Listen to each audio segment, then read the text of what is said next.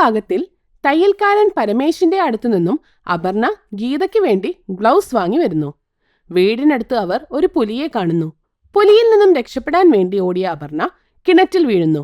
അതുകണ്ട പുലി കിണറിനടുത്ത് തന്നെ നിൽക്കുന്നു.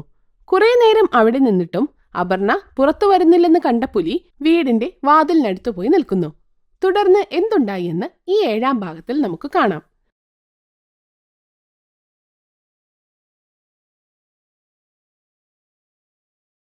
നന്ദിനി ജനലിലൂടെ പുലിയെ നോക്കുന്നു.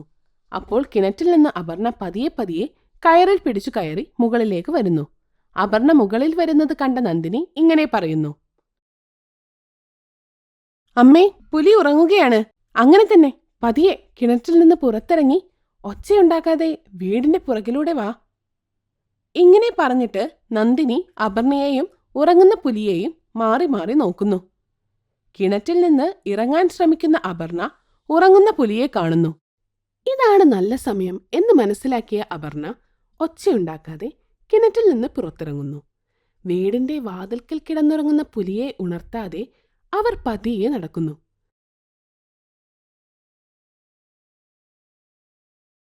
അപർണയുടെ കാൽ തട്ടി അവിടെ ഒരു ബക്കറ്റ് മറിഞ്ഞു വീഴുന്നു. ഇത് കേട്ടതും ഉറക്കം തെളിഞ്ഞ പുലി അപർണയെ കാണുന്നു. പുലിയെ കണ്ട അപർണ പേടിച്ചു പോകുന്നു. ഇപ്പോൾ എനിക്ക് ഓടാനോ കിണറ്റിലെ കയറി തൂങ്ങി കിടക്കാനോ പറ്റില്ല. എന്റെ മരണം ഈ പുലി കാരണമാവും. ഇത്രയും ശ്രമിച്ചിട്ടും എനിക്ക് രക്ഷപ്പെടാൻ പറ്റുന്നില്ലെങ്കിൽ ഇതാവും എന്റെ വിധി. ഇങ്ങനെ ഓർത്ത് അപർണ കിണറിനടുത്ത് തന്നെ കണ്ണടച്ചു നിൽക്കുന്നു. പുലി ഉച്ചത്തിൽ ഗർജിച്ചുകൊണ്ട് കിണറിനടുത്തേക്ക് വരുന്നു. ഇതെല്ലാം ജനലിലൂടെ കണ്ട ഗീതയും നന്ദിനിയും പേടിച്ചു പോകുന്നു.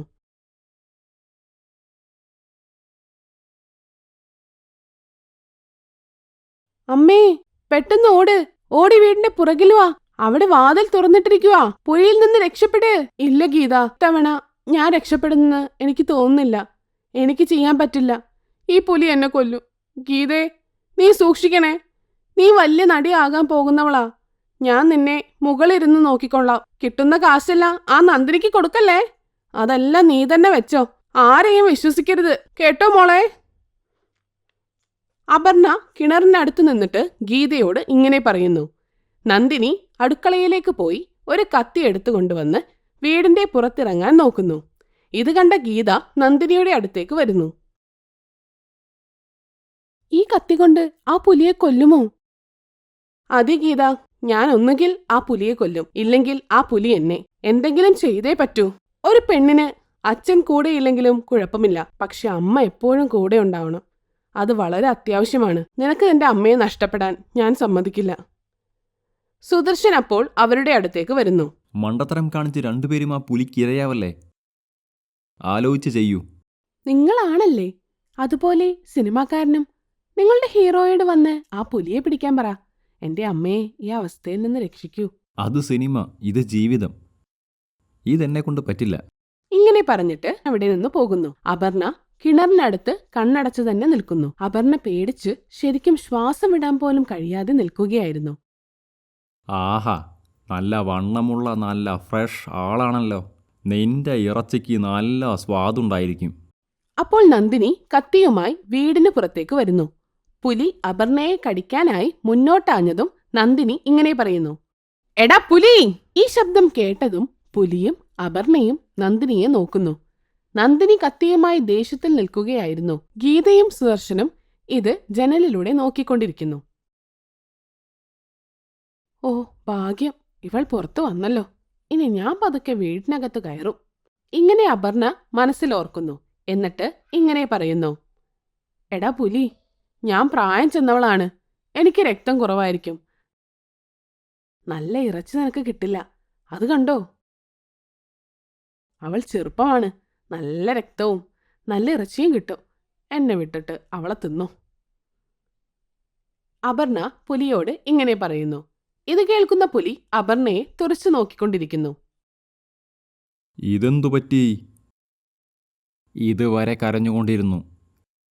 ഇപ്പം നീ ഉഷാറായല്ലോ. ഹ ഹ ഹ ഹ ഹ. ഒരു വെടിക്ക് 2 പക്ഷി എന്ന് പറഞ്ഞാൽ അതിതാണെന്ന് തോന്നുന്നു. എനിക്കിപ്പോഴാണ് മനസ്സിലായത്. ഒരു രാജാവിൻ്റെ മുന്നിൽപ്പെട്ട 2 മാൻപേടകളെ പോലെ.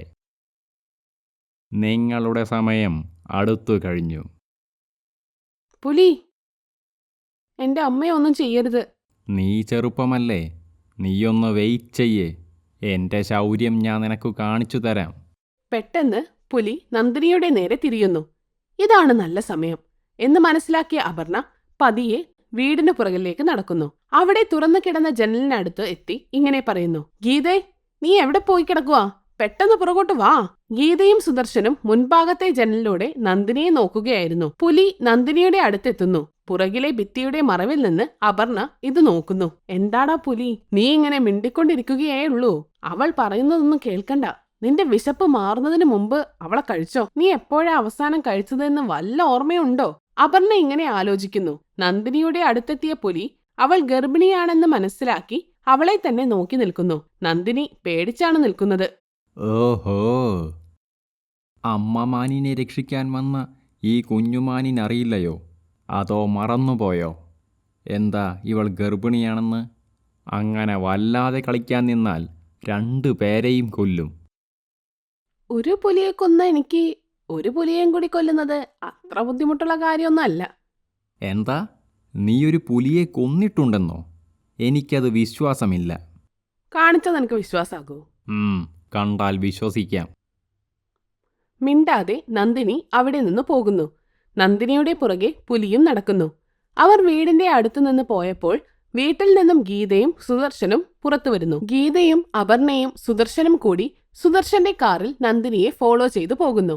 നന്ദിനി പുലിയെയും കൊണ്ട് ഗ്രാമത്തിന് പുറത്തുള്ള ഒരു കിണറിനടുത്തെത്തുന്നു. കാറിലെത്തിയ അപർണയും ഗീതയും സുദർശനും കിണറിന്റെ കുറച്ച് അകലെ മാറ്റി വണ്ടിയിട്ട് അവരെ നോക്കിക്കൊണ്ടിരുന്നു. ഞാൻ കൊന്ന പുലി ഈ കിണറ്റിലുണ്ട്. നീ കിണറ്റിലോട്ട് നോക്ക്, അപ്പൊ നിനക്ക് കാണാം. അത് കേട്ടതും പുലി കിണറ്റിലോട്ട് നോക്കുന്നു.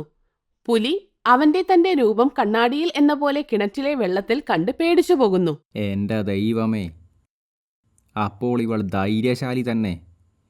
ഇവളിനി എന്നെയും കൊല്ലുമോ? ഇവിടെ നിന്ന് രക്ഷപ്പെടുന്നതാണ് ബുദ്ധി. നന്ദിനി പേടിച്ചാണ് നിന്നിരുന്നത്. പക്ഷേ അതവൾ പുറത്ത് കാണിച്ചിരുന്നില്ല.